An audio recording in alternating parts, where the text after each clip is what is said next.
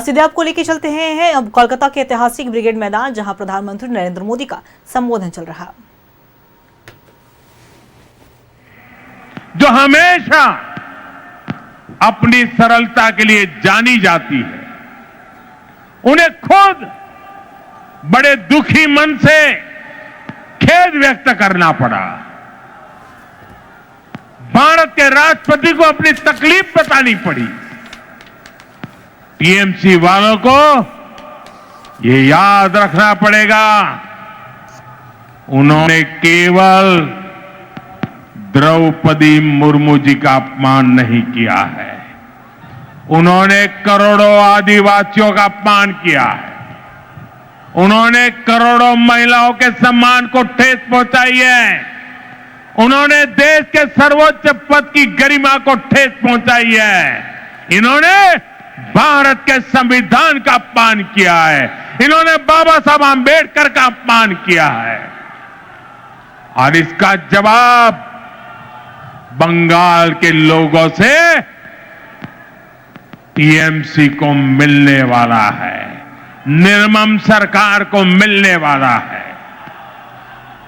साथियों, टीएमसी सरकार ने बंगाल को पूरी तरह से अराजकता के हवाले कर दिया है। संवैधानिक व्यवस्थाओं पर आए हर दिन हमले करने के वो रास्ते खोजते रहते, हमले करते रहते। पिछले कुछ महीनों में आपने देखा है, जब भी चुनाव आयोग निष्पक्ष चुनाव सुनिश्चित करने के लिए कदम उठाता है, मतदाता सूची की शुद्धि की कोशिश करता है, तब टीएमसी उसके खिलाफ हमला करने लगती है। जो संस्था स्वतंत्र और निष्पक्ष चुनाव कराने के लिए जिम्मेदार है, उसी की विश्वसनीयता पर सवाल खड़े किए जाते हैं। ऐसा ही व्यवहार देश की सेना को लेकर दिखाई देता है। जब 2019 में भारतीय वायुसेना ने बालाकोट में आतंकवादी ठिकानों पर निर्णायक कार्रवाई की, तब टीएमसी ने देश की वायुसेना से कार्रवाई का सबूत मांगा। साथियों, यहां राज्य सरकार पुलिस को स्वतंत्र रूप से जांच करने नहीं देती। जब राष्ट्रीय एजेंसियां टीएमसी सरकार के भ्रष्टाचार या गंभीर अपराधों की जांच करना चाहती हैं, तो उन्हें भी रोकने की कोशिश होती है। अब जरा सोचिए, न्याय के लिए लोग आखिर कहां जाएंगे? साथियों, तृणमूल वाले यही अराजकता दिल्ली तक फैलाने की कोशिश करते हैं। आपने संसद में भी देखा है, सदन के भीतर कैसे कागज फाड़े जाते हैं, कैसे बहस को रोका जाता है, कैसे सदन की कार्यवाही को बाधित किया जाता है। देश टीएमसी की शर्मनाक हरकतें देखकर हैरान होता है। साथियों, बंगाल के प्रबुद्ध लोग अब इस अराजकतावादी सरकार के खिलाफ संकल्प ले चुके हैं।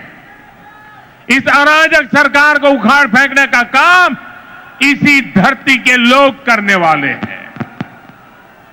साथियों, आज यहां जो जनसैलाब उमड़ा है, ये पश्चिम बंगाल की जागती हुई चेतना है।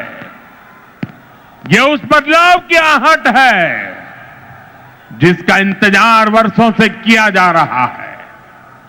पश्चिम बंगाल में दार्जिलिंग की पहाड़ियों से लेकर सुंदरबन के द्वीपों तक, उत्तर बंगाल के चाय बागानों से लेकर कोलकाता की गलियों तक, आज हर जगह पर एक ही चर्चा है, बदलाव चाहिए। और ये बदलाव अब होकर रहेगा। साथियों, बंगाल की आत्मा कभी हार मानने वाली नहीं है। बंगाल का नौजवान कभी हार मानने वाला नहीं है। बंगाल की बेटियां कभी हार मानने वाली नहीं है, बंगाल का किसान कभी हार मानने वाला नहीं है। जब जब इस भूमि के सामने चुनौतियां आई है, तब तब यहां की जनता ने साहस के साथ उनका सामना किया है। गुरुदेव रविन्द्रनाथ ठाकुर ने भी हमें संदेश दिया है।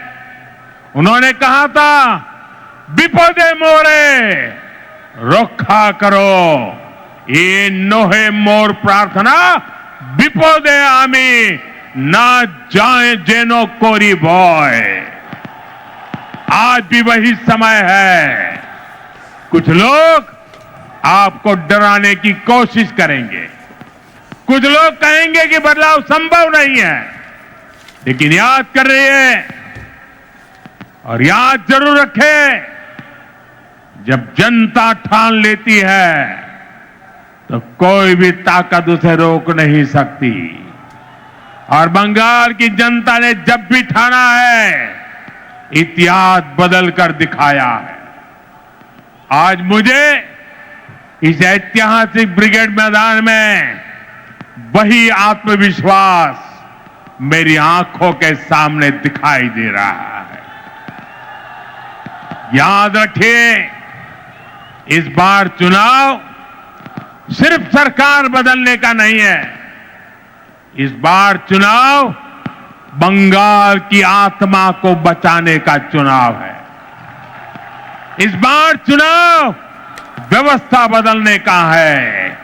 इस बार चुनाव कटमनी से छुटकारे का है।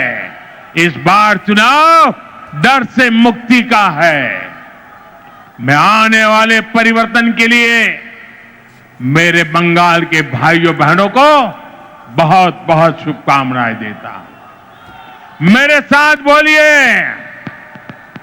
मेरे साथ पूरी ताकत से बोलिए, पाल्टानो दोरकार, बीजेपी सरकार, पाल्टानो दोरकार, बीजेपी सरकार, पाल्टानो दोरकार, बीजेपी सरकार, पाल्टानो दोरकार। बीजेपी।